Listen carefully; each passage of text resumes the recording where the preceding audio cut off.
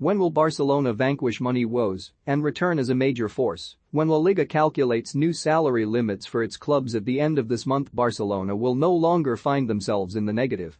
But despite that imminent piece of good news, there are still big challenges ahead with the stadium rebuild, meaning they play away from the Camp Nou for at least one season.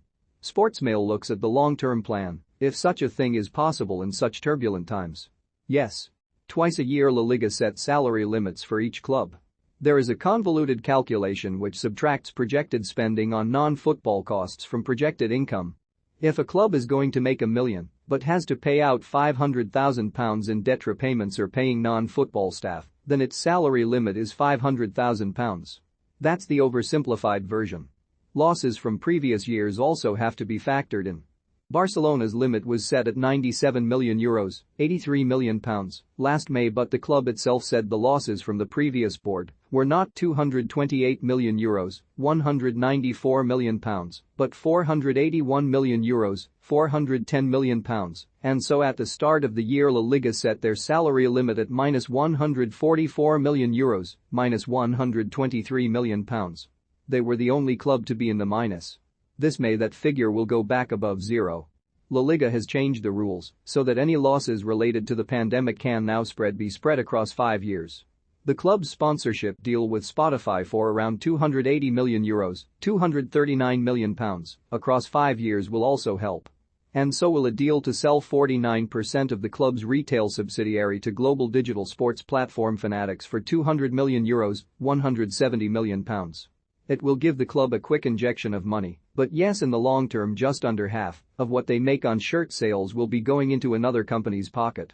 The club also tried, but failed to sell off Barca Studios. There is also an ongoing reluctance to accept the CVC deal.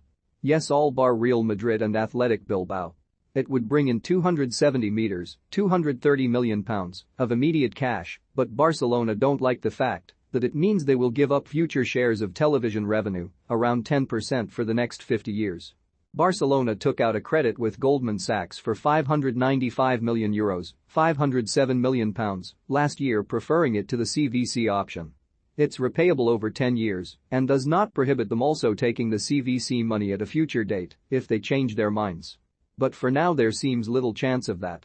There is a difference between Barcelona's salary limit no longer being in the negative and it being a figure they can realistically stay within. In February, Barcelona said the wage bill had been cut by €159 million, £135 million, but that it was still 40% over and above rivals.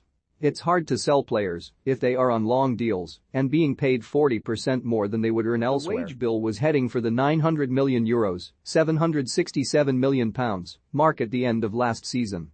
With Lionel Messi, Antoine Griezmann, Felipe Coutinho and Dembele's salaries gone, or going in the case of the latter, if he doesn't re-sign, then it's clear things are moving in the right direction, but it remains a problem. Sign players who will play for less and persuade players to defer wages or sign new deals that mean they are paid less in the first few years of the contract, on the understanding that the further into the future we go, the better equipped Barcelona will be to pay them more. Well, Barcelona have no choice.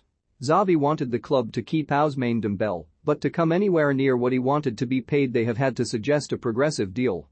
No figures have been firmed up yet, but the idea is that, if he stays on a new 4-year deal, for example, he will earn a lot more in the 4th year than the first. Easier said than done. When Xavi was asked about Robert Lewandowski's age last week, he said it didn't matter, and proof of that was the club signing 39-year-old Dani Alves.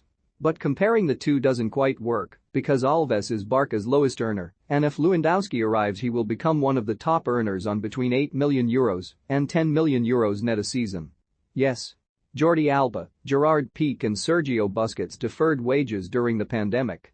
Frankie de Jong, Clement Lenglet and Marc-Andre ter Stegen also signed new contracts that amounted to the same thing. But the money has to be paid eventually. Pierre-Emerick Aubameyang accepted a lower salary in his first season when joined in January on the understanding that the pay goes back up in the second campaign. The club said in February that debt was at £1.3 billion and that €389 million, £331 million of that was in deferred salary. At a cost of €1.5 billion, £1.277 billion in total. In the long term it will start to pay for itself, but in the short term Barcelona will have to play the 2023-24 season at the old Olympic Stadium in the city with another financial hit inevitable because of the reduced capacity from 99,000 to 50,000 and factoring in the costs of bringing the stadium up to the levels required by UEFA to compete in the Champions League. By 2025 Barcelona will be back at a fully modernized 105,000 new Camp Nou stadium, but they will have to rough it for at least one campaign. Last year, then Director General Ferran Reverter, who has since left the club, said finances would be sorted out in 5 years, so that would be 2026. But that doesn't mean the club can stand still in that time. They need to stay in the Champions League every season at the very least, and reaching the latter stages of a tournament they couldn't get out of the group stage of in this season will speed up the financial recovery. That will require some investment in the team. It's a balancing act, enough spending to make the team successful and therefore attractive to sponsors and players and in receipt of prize money, and not so much so that they fall foul of the spending restrictions they have so spectacularly broken in recent years.